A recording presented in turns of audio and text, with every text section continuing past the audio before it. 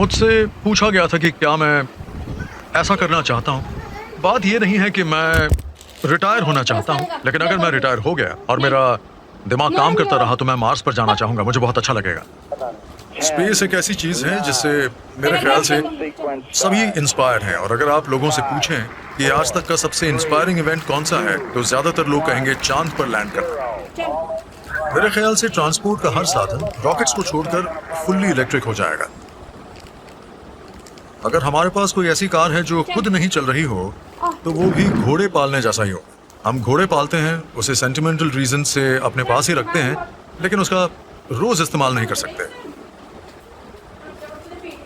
हमारी जनरेशन ने टेक्नोलॉजी में कई बड़े चौंकाने वाले अचीवमेंट्स देखे हैं और उसके लिए हम शुक्रिया कहते हैं 21वीं सदी के सबसे कामयाब और इनफेमस एंटरप्रेन्योर का,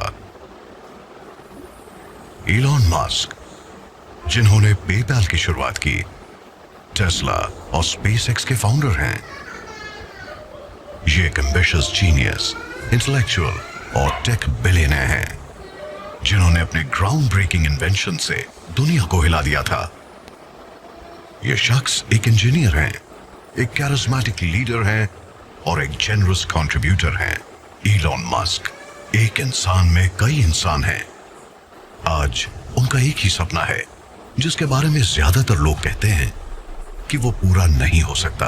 इलॉन रीव मस्क का जन्म 28 जून 1971 को प्रिटोरिया, साउथ अफ्रीका में हुआ था। उनके पिता एरोल एक बहुत अमीर और सक्सेसफुल साउथ अफ्रीकन इंजीनियर थे और मां मेई मस्क एक कनेडियन मॉडल थी।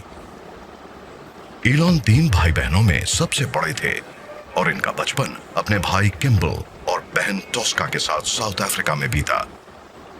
इनका परिवार बहुत खुशहाल परिवार हो सकता था और ऊपर से सब कुछ अच्छा ही लग रहा था, लेकिन सच इसके बिल्कुल उलट था। इलॉन के घर में हमेशा उथल पुथल मची रहती और उनका बचपन बहुत ही मुश्किल और अकेला अकेला सा था। जब इलॉन सिर्फ 10 साल के थे तभी उनके पेरेंट्स का डिवोर्स हो गया, लेकिन इलॉन बिल्कुल अलग थे। सिर्फ 3 साल की उम्र से ही उन्होंने अपनी काबिलियत दिखानी शुरू कर दी थी। उनकी माँ उन्हें नर्ड कहती थी। उनकी autobiography a woman makes a plan 2019 में छपी थी। उन्होंने उसमें इलॉन के बचपन के कुछ फोटोग्राफ्स डाले थे और लिखा था जब इलॉन छोटे थे तब वो सब कुछ पढ़ते थे। उन्हें एहसास हो गया था कि इलॉन में कुछ खास है।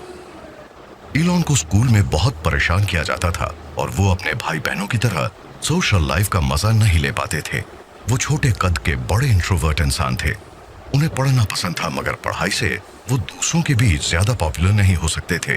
उन्होंने खुद भी कहा था कि मैं एक तरह का बुकवर्म था, बाकी सबसे शायद ज्यादा स्मार्ट, इसलिए मुझे ज्यादा परेशानी हो रही थी। उन्होंने कहा कि मेरे वो साल बहुत ही मुश्किल रहे थे। उनका बस एक ही सहारा था, टेक्नोलॉजी। वो दिन रात अपने ही दुनिया में इस कदर खोए रहते थे कि उनके पेरेंट्स को टेस्ट करवा कर देखना पड़ा कि कहीं उन्हें सुनने में परेशानी तो नहीं होती। जल्दी ही उनकी दिलचस्पी कंप्यूटर्स और इलेक्ट्रॉनिक डिवाइसेस में पढ़ने लगी। जब उन्हें अपना पहला कंप्यूटर मिला तो सिर्फ 10 साल की उम्र में उन्होंने कोड लिखना सीख लिया था। जब उन्हें लगा कि स्कूल की पढ़ाई से कुछ खास नहीं होने वाला तो उन्होंने प्रोग्रामिंग शुरू कर दी, क्योंकि वो अपने टीचर से भी आगे की सोच वाले थे। उन्हें हमेशा बहुत अच्छे ग्रेड्स नहीं मिलते थे, खासकर उन सब्जेक्ट्स में जिन्हें वो पढ़ना नहीं चाहते थे, जैसे कि अफ्रीकांस। वो अपना उतना समय वीडियो गेम्स खेलने में लगाते थे और किताबें पढ़ते या फिर कोडिंग करते रहते। लेकिन जो सब्जेक्ट्स उनकी पसंद के थे जैसे कि फिजिक्स और कंप्यूटर्स, उन्हें हमेशा हाईएस्ट ग्रेड मिलता था। आज भी वो पढ़ाई करते हैं ताकि अपनी पसंद की फील्ड में अव्वल बन सकें।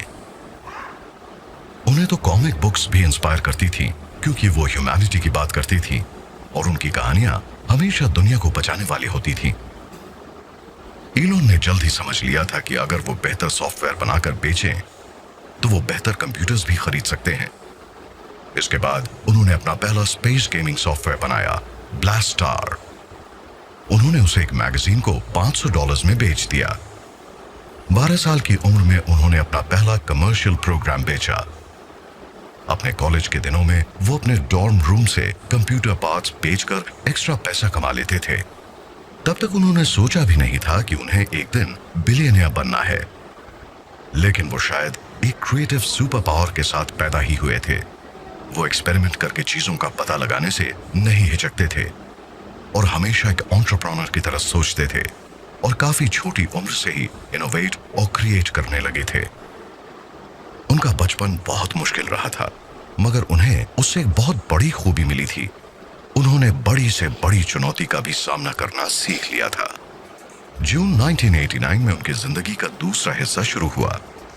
17 साल की उम्र में अपने डैड की इच्छा के खिलाफ वो कनाडा की तरफ चल पड़े और साउथ अफ्रीका और अपने बचपन को पीछे छोड़ दिया, हमेशा के लिए।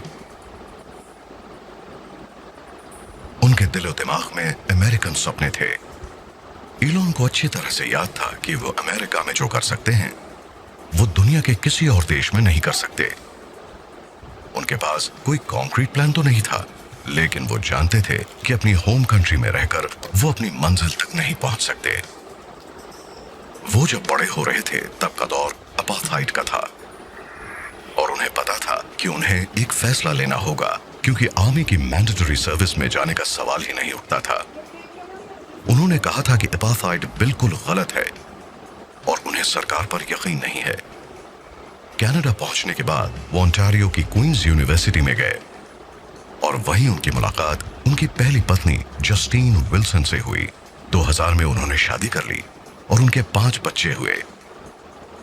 उसके बाद वो अमेरिका आ गए और फिलाडेल्फिया की पेंसिल्वेनिया यूनिवर्सिटी से 1997 में इकोनॉमिक्स और फिजिक्स में बीए की डिग्रीज ली। जब वो 24 साल के थे तभी बे एरिया कैलिफोर्निया चले गए और स्टैनफोर्ड से एनर्जी फिजिक्स की पढ़ाई करने गए।